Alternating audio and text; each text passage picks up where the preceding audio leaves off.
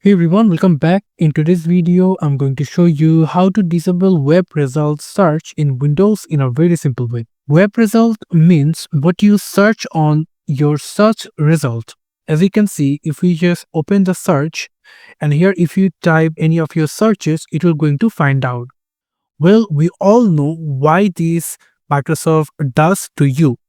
It's not a rocket science to understand how they does it. Well, for that, what we can do, we can simply type here group policy. And then if we select on it, then it will going to open local group policy editor, maximize it. And then into the left side, we can simply see there is an option called user configuration. If you click on administrative templates, then you're going to find out Windows components. If you click on that, then you're going to find out File Explorer. Here it is. Click on that. And here you're going to click for turn off display of recent search entries in the File Explorer search box. Click on it 2 times. It will going to open another window. And from here, simply click enabled and apply and OK. Now simply restart your PC.